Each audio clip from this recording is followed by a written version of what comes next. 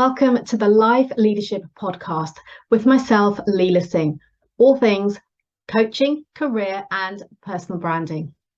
This podcast is for ambitious career professionals like you, wanting to create a life of choice and freedom, to be, do and have more through overcoming limitations, to develop new perspectives and insights, and to redefine your success, be that in work, health, relationships, and so much more. The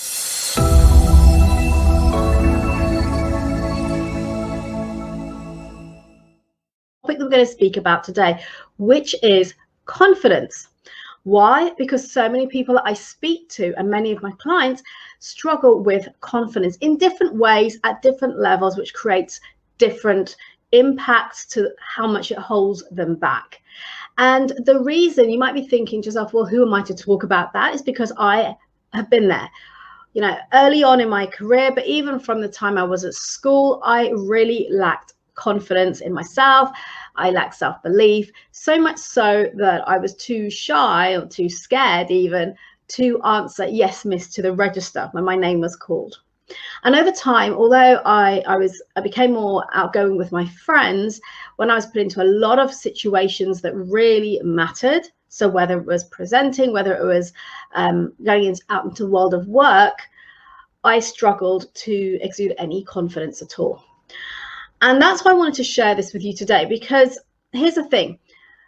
I often hear the phrase bandied around, which is fake it till you make it. And so for me, when I hear this, I say, well, okay, fake it till you make it. My question then is, at what point have you made it that you no longer need to fake it? And when you do make it, whatever that means for you, what has changed that allows you or enables you to no longer fake it? What happens? Do you suddenly wake up the next day and think, I've made it, so now I can be confident? What exactly is it that happens that allows you to suddenly become confident? I'd be really curious to hear your thoughts, your comments on this. And for me, what I believe around this topic is that we hear a lot about imposter syndrome. Okay, so even if we have a goal, an end goal, or somewhere that we want to be, a vision, and we get there, so we've made it, a lot of people still talk about having imposter syndrome. So maybe they feel they're not deserving of what they've accomplished, of the role that they're in, the successes that they've had. Perhaps they feel like they're a fraud because they perhaps feel they're not good enough, or they are not deserving of that position that they're in, or the success they've got. Or they feel that maybe because they feel that they're not good enough, that they'll get found out. So there's a lot of inner self-talk, a lot of dialogue that goes on that, number one, can really hold us back from moving forward and achieving success. But number two, will continue to hold us back from showing up as the best version of ourselves. Why? Because my belief is that to be able to show up as the best version of ourselves, we want to exude confidence. We want to have certainty in both ourselves and in our abilities. And this isn't about suddenly, if you're someone who's an introvert, suddenly becoming an extrovert and being really loud and outgoing and outspoken for that to happen. No, not at all. It's actually more about just recognizing that, in fact, you want to have that aura about you, that presence about you, that has other people recognize that you've got that certainty in yourself, that you are confident, which means that you're able to then show up as the best version of you. My question to you is, would you prefer to, rather than faking it till you make it, so pretending to be confident until you make it, whatever that means, how would you love to naturally feel more confident in yourself, so that showing up with confidence, showing up with that certainty in yourself actually becomes more effortless? Let me know if that is something that you would love to experience. Because having that confidence in us, having that self-belief in ourselves, in our abilities, creates that certainty within, which naturally influences our physiology, our aura, our energy, the way that we communicate, and therefore the way that other people both perceive us and the feeling that they have when they engage with us, when they communicate with us, when they work with us. And ask yourself the question, who do you tend to gravitate towards? Is it more often people who exude some amount of confidence, or people who lack that certainty in themselves? And think about, how do you feel, or how do you respond even to people who are lacking that certainty in themselves, and that you can feel it, you can see it sometimes, even in the way that they show up or the way that they talk? Think about it. Think about how you would respond to that person, and then think about how you're showing up, and actually how could you show up differently so that you get a different response from those around you. I also believe when we talk about fake it till you make it, that's about doing something that's faking it in itself. As someone who's NLP certified, I'm looking at the language here, and by faking it, by doing something that you don't necessarily believe about yourself, is incongruent. It's misaligned with your true self, with your best self. And therefore, for me, having a strong personal brand and the way that you show up is about, one aspect is about being authentic in the way that you do show up. So how do you show up authentically, with congruency, and being aligned to your true and your best self? Well, I can assure you it's not about faking anything. So what can you do to show up with that confidence, that certainty in yourself? And I'd like to share with you today 4 things that you can take away, that you can start to implement to just shift, like changes, little changes in the way that you're showing up and what you're thinking about, that can help you to naturally feel more confident and have that certainty in yourself. So you show up with a level of assertiveness, of being in control of yourself and your work environment. Number 1 is to become more self-aware. And for those of you who've watched mi-brandTV before, who've listened to my podcasts, or you know me personally, you will know I talk about this all at the time. Building up your self-awareness, your levels of self-awareness. And this is about becoming aware of the thoughts that you have, your inner dialogue, your self-talk, and what do you choose to focus on. So the first thing I invite you to do is become aware of how you're talking to yourself. And ask yourself the question, do you speak to, or would you speak to a child in the same way that you speak to yourself? Because oftentimes we beat ourselves up. We tell ourselves that we're not good enough, smart enough, pretty enough, that, you know, who are we to do this, or we don't deserve this, to be in this position or to achieve that success. So what is it for you? What are the things that you're saying to yourself that potentially can hold you back? It's starting to hone in that self-awareness and really become aware of what you're saying to yourself, the thoughts that you are having. For example, when somebody compliments you about a piece of work, about something you've done in the office, you know, anything at all, what's your immediate response? Do you make an excuse and say, oh, well, it was just luck? Or, yeah, well, I didn't really put a lot of effort into that, when actually that's not true? As opposed to graciously accepting the compliment and acknowledging that, yeah, that was a great piece of work that I did. You can acknowledge that at least to yourself internally. You don't necessarily have to say it out loud, but what is it you do say to yourself at that point in time? Becoming aware of our dialogue, of what we say to ourselves, the way that we talk to ourselves, is a great opportunity for you then to shift that, to reframe some of the inner self-talk, the things that you're saying to yourself. Becoming aware of how we talk to ourselves means that we can change that. When we don't have that level of awareness, then what can we change? So tuning into your thoughts, and a great way to do this, if you're thinking, I'm really going to struggle with this, is to, write down at the end of each day, make some notes, just reflect on the day and what happened, some of the experiences you came across or you had, circumstances, conversations. What went on for you that day at work, whether you're working remotely still or you're in the office, and ask yourself, what could I have done differently? How could I have handled that situation differently? So the first point here is to really become aware of your thoughts and also what you're focusing on. Are you focusing on the things that went wrong or the things that went well? Because we have a human tendency, our human behavior leads us to look at the negative rather than the positive. I'm guilty of it. We all do it because that's where we naturally gravitate towards, rather than all the great things that we may have done on that day.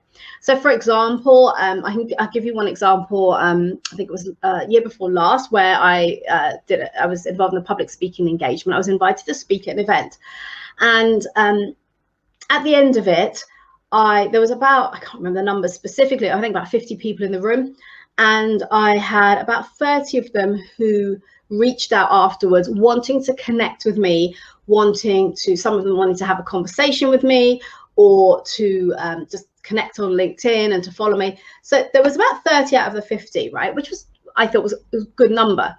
However, when the company shared the feedback with me, there were, I think it was 3 people who actually had something really negative to say about what I presented on, the topic. And I took it all, first of all, I took it really personally. Even though I hadn't spoken to these people, I hadn't met them, I took it very personally. I then started to question my abilities, what I do, why I'm doing it, should I be doing something else? And going into this whole head, conversation of not being good enough, of self-criticism. And it was only when I spoke to my partner about it, and I told him this, I was really, really upset about these 3 negative comments. And he simply said to me, so what about those 30 people who wanted to connect, who shared some good feedback with you and want to connect with you and have a conversation for a reason? And that's the thing to ask yourself. How often do you do that? How often do you focus on that one thing that went wrong, or you maybe got a piece of negative feedback, versus all of the great stuff that you do and the things that you're good at?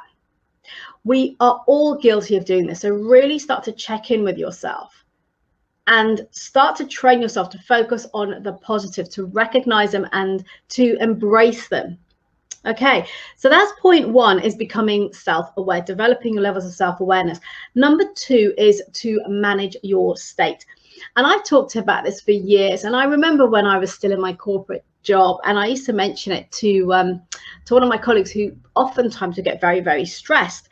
And because we were working in sales, and as you can imagine, sales is quite a demanding, challenging environment to work in, and get stressed and then start reacting in a way that wasn't really resourceful or serving anyone in a good way. And I said, okay, just breathe, just calm down a little bit, just breathe. And this is something simple that you can all do really, really easily, is to be present. I mentioned just now about being in your head. Oftentimes we spend time in our head having that inner self-talk, that dialogue, putting ourselves down, criticizing ourselves. So start to be present with yourself and ground yourself. How? By breathing. Really, really simple, because you all know how to breathe. So all you want to be doing here is, when you feel yourself maybe getting nervous, or you're feeling anxious about an upcoming situation, perhaps you're going into a meeting where you know you're going to have to speak, or you're going to have to share something, perhaps you're going to be presenting, or you've got a one-to-one with your manager maybe, and you're feeling nervous about it. So whatever situation you're going into, perhaps you're in sales, you have to make a call, a difficult call, or you're a manager, you're having to have a difficult conversation. So any of those scenarios where you start to feel anxious, stressed, nervous, ground yourself. How? By breathing. And all you want to do is to take 3 long, deep breaths. So breathe in for the count of 4, hold for the count of 2, and slowly breathe out for the count of 4. And repeat that twice. So you've done it 3 times. And by doing that, your whole physiology will be impacted by that in a way that you then start to relax. Or that tension that you're carrying, if you're nervous, if you're stressed, all of that will dissipate and your body will start to relax. You'll naturally feel more grounded. You'll feel more in control, which means that you'll feel more confident and have more certainty walking into that situation that may be an uncomfortable one, a difficult one, or a challenging one for you. So that's number 2. Number 2 is manage your state. And again, this comes from your self-awareness as well. So I'm sharing these 4 points with you in a logical order. First of all, you want to become self-aware, build your self-awareness of your thoughts, what you're focusing on, how you're showing up. Number 2, manage your state. How? By breathing. Take those long, deep breaths before you enter a particular situation and notice the difference of how you feel. And even if you're returning back to the office now after maybe the last 12 to 18 months at home, something you can do as you're walking towards the office is just breathing to calm yourself down, to relax yourself and to feel more grounded. Okay, number 3, the third point I'd like to share with you is that you want to have presence. You want to have gravitas. Why? Because think about the people that you are gravitating towards, that you're attracted to, you want to spend time around, you want to listen to. More often than not, they're the people who have presence. They have some amount of gravitas about them. So what can you do to increase or enhance, shall I say, your presence? And here's the thing, a lot of people believe, particularly when lacking confidence, and believe me, I've been that person too, is that people judge you based on what you say. But communication, here's the thing, communication is only 7% words. So more than 90% of your communication is non-verbal, which means that people are already creating an impression, forming an impression of you, or starting to even judge you and what you're about before you've even uttered a word. So you want to be really aware of your presence, the way that you carry yourself, the way that you're showing up. And this can be both on and offline. So some things that you can do here are, first of all, think about your posture. And start to becoming aware of how you're carrying yourself. You know, if you're someone who has a tendency to maybe walk on with your shoulders hunched, which people sometimes do without realizing it, is start standing in front of the mirror, just as you normally would, and then look at yourself and say, okay, what can I do to really open myself up to have that exude, is the word I'm looking for, exude that confidence in the way that you're simply standing. You want to stand firm on the ground. And I often share this when I'm mentoring people on public speaking, is to be very aware of how you stand, your posture, what we call your speaker stance, because oftentimes when we're not trained in this, we're not made aware of it, the way that we stand tends to be, so I'm going to do it now, you're not going to see me, but I'm doing it because I'm explaining it, so it helps me, is that we tend to stand with our weight on one leg. Women tend to do this a lot more. So you stand with your weight on one leg, and then the other leg is slightly bent. Or with guys, they might stand with their hands in their pockets, again, relaxed to one side. So stand in front of the mirror and observe the way that you stand naturally without giving it any thought. What you want to be doing is to be standing with equal weight on both feet. So you're fully grounded. Just this little alteration when you're going to speak in public can make a huge difference to the level of control that you feel, the certainty that you have in yourself as you go up to speak. And it also forms a different impression for others. It creates uncertainty when you're stood in a way that you're not fully grounded, you don't have both feet firmly planted on the floor. And I say hip width apart, with your feet facing forward. And this is something I always share within my training when it comes to public speaking, but it's something you could do even when you just walk into the office. You can do it when you're on online calls. Like at the moment, I'm standing as I'm speaking to you here on this live.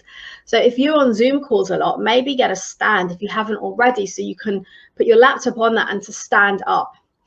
I'd also advocate standing if you have difficult calls to make, or you're on a sales call, or you have a difficult client to deal with and you have to have that conversation.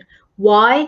Because again, when you're standing and when you've got your weight equally on both feet and your legs are straight, you're not kind of stood to one side like this or the other, you carry authority within yourself, so you'll feel different. And even if you're on the phone, not necessarily stood in front of people in a room, but even if you're on the phone, although people can't see you, the difference will be felt. The authority you have, the certainty, the confidence in the way that you're coming across, in the way that you're communicating, the sound of your voice will all be impactful based on your body language. So practice it a little bit in front of a mirror, full-length mirror. Just look at how you stand. Think about how you stand when you get up to present at work, for example. Think about how you sit when you're on your Zooms or your team calls. Are you slouched to one side? Are you you're not really even aware of your posture? You want to be opening yourself up because being open will attract people towards you. They'll want to gravitate to you. They'll want to be around you, to work with you, to get to know you, to have you in their network. There's all those different aspects of connection will be increased because you're showing up open. So you want to stand tall or sit tall. You want to have your shoulders back and your head up, almost imagining initially, if you feel that you tend to have your head down a lot, start to imagine that you've got a string at the top of your head pulling it, so it keeps you up like this. Let me know in the comments if any of this resonates with you, if you've tried any of this before, if you're finding it helpful, if any of it is things that you're going to take away and do day to day in your professional life or even in your personal life. I'd love to know. So that's number 3. It's about having that presence. So your posture, being aware of your posture and how you both sit and you stand. And as I said, it's not only if you're presenting in a formal way, but also just the way that you carry yourself when you walk into the office. You know, I've seen some people who walk in, they're looking down at the floor, they're hunched over, it's like the world is on their shoulders. And are you necessarily going to be drawn towards wanting to be around that person? Is it energy, a positive energy that you're getting from them? Yes or no? And be honest with yourself. How are you showing up for others? The other thing to mention here, also smiling. Smiling is kind of obvious, but thing we forget to do. I used to be that person who was always really, really serious because I lacked so much confidence in myself. I was just in my head the whole time, talking to myself with all this stuff about how I'm not good enough. So I never had reason to smile because I was internally beating myself up. So the thing that I started to do when I started to relax and to be more grounded was to smile. And it breaks the ice. It makes other people feel good as well. And it's a nice light energy that it brings into a room. And also remember, if you're someone who does lack confidence or that certainty in yourself, and maybe you get nervous, you get anxious if you have to speak up, oftentimes what we do, again, I'm guilty of this too, is that we speak really, really quickly because we don't want to be too exposed. We don't want to be out there and have everyone looking at us and listening to us. So we say what we want to say really quickly and then maybe sit back down.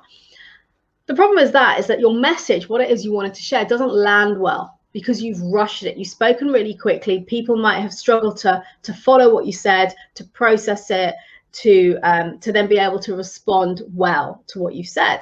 Or they might switch off because you're speaking so quickly and they can't really follow you, that they just switch off and start looking at their phone or getting distracted.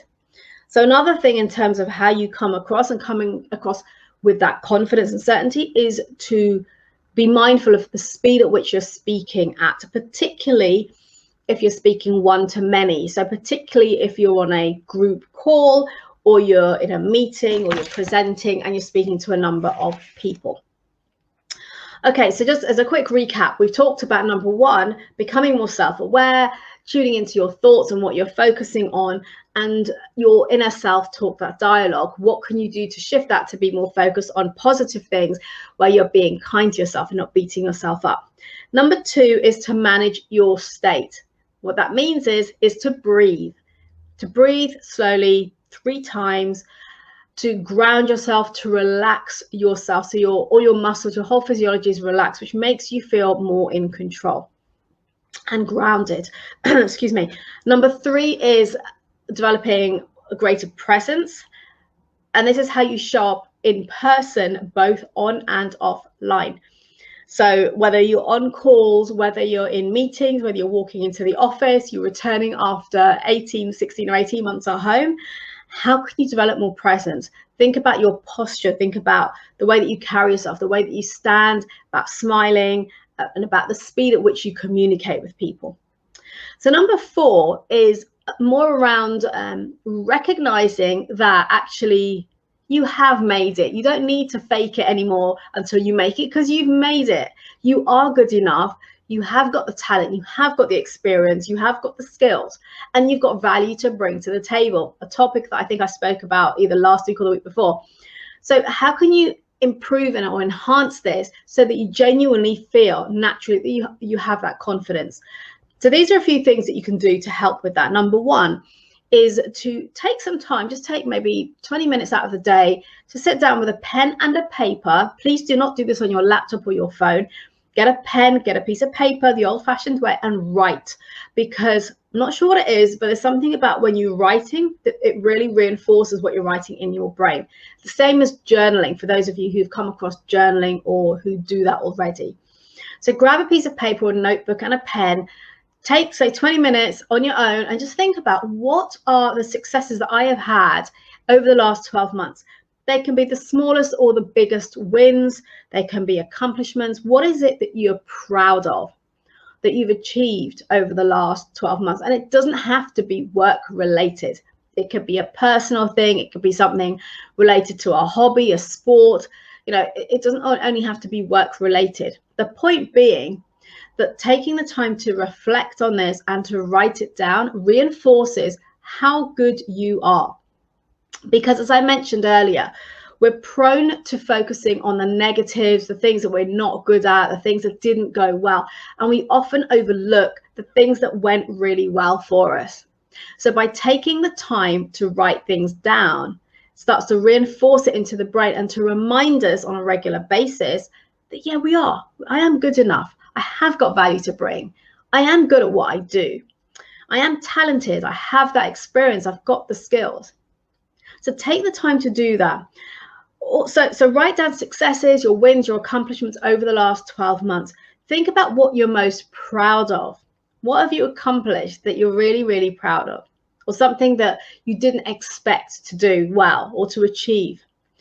And then think about, I mentioned journaling, but start to write on a daily basis some of the small and big wins that you have on a day-to-day basis. And when I talk about a small win, it could be something simple like, you know, you smiled at a stranger on the train and they smiled back. Because imagine how that person felt. Think about people who've been isolated for the last 16, 18 months, not really had any connection or engagement with people, and you smile at them and it makes their day. You don't even know that. But just think about the fact that it's a small win for you because they smiled back, they acknowledged it. That can be a small win. A big win might be a great project you've been working on for months and it gets submitted and you get incredible feedback. Whatever it might be, it could be you've won a new client, someone you've been working on for so long, and they finally signed that deal with you, that contract. So big or small, whatever those wins are, start on a daily basis to write them down, because again, it will continue to reinforce the good in you and remind you that you are good enough, that you have got value, which will increase naturally your confidence, your certainty in yourself. It's about reinforcing, you know, we talk about habits and keep doing those habits. This is a habit in itself that reinforces your self-esteem, your self-belief, your confidence. Also, the reason I'm sharing this is because, as I said, our natural behavior is to focus on the negative. So by having a journal, first of all, starting with the last 12 months and thinking about what have you accomplished, what are your wins and your successes, but then doing this on a daily basis, or even if you think I'm not going to do it on a daily basis, do it on a weekly basis, maybe on a Friday at the end of the week or Saturday morning. Take some time to write down how's the week been. And also going back to your awareness, how did you show up in situations? How did you handle them? What could you have done differently? And then also start to write about your successes, about your wins. And it'll start to reinforce for you how good you are. Ultimately, my question for you is this. If you do feel that in certain situations, particularly in your professional life, that you're lacking confidence, ask yourself this: why? Why do I lack confidence? What is going on for me that has me feeling that way? Because I can assure you, it's going to be something that somebody once said to you or you said to yourself, that you're beating yourself up or you're taking on other people's judgment or criticism and carrying it with you and making it bigger than it really is. So by tuning into where, we talk about cause and effect, what is the cause of you feeling that lack of certainty in yourself, in your abilities, or in your levels of confidence? That's the starting point of all of this. So I've shared with you today kind of 4 aspects of things that you can work on, that you can build upon to start to naturally feel more confident, increase your confidence levels, have more certainty in yourself, which means you'll actually feel more in control of yourself, your environment, your work environment, the way that you're showing up at work. And you don't need to fake it anymore because you've made it. And yes, by making it does not mean you can't keep striving for more, but fake it till you make it, for me, I don't buy that at all. It's about what can you do right now, today, to start to build your confidence yourself in a natural way that will have you showing up with that certainty in yourself. That is my share for today. It's about building and honing your confidence, your certainty in yourself. And here's the great thing about this I haven't mentioned, is that when you start to show up differently, when you start to show up with more confidence in yourself and having that certainty, people will respond to you differently. And it won't be that they are conscious of what they're doing or why they're doing it. It's just natural behavior.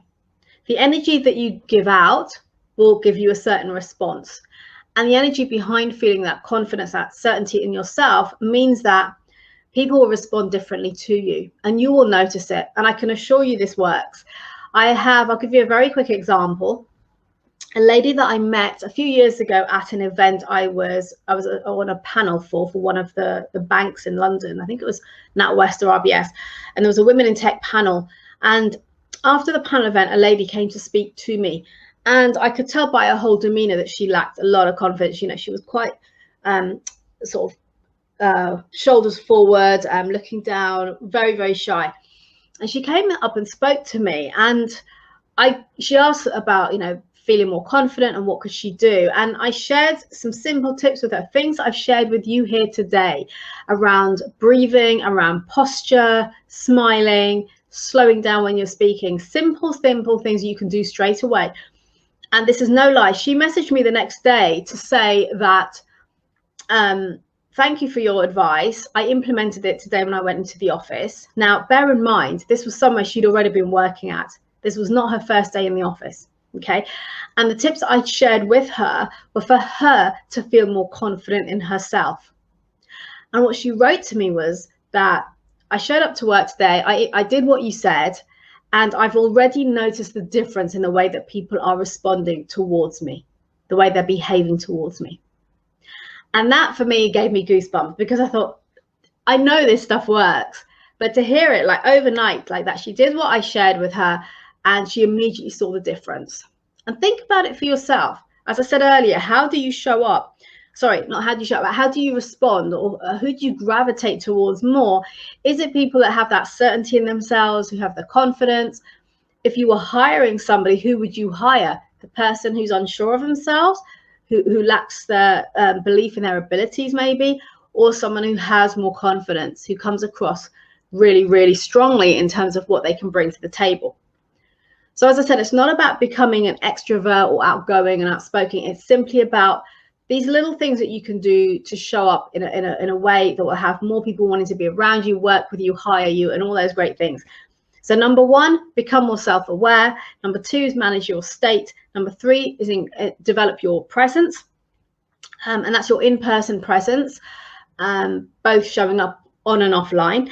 And number four is to recognize your abilities, to start to write down your successes, your wins.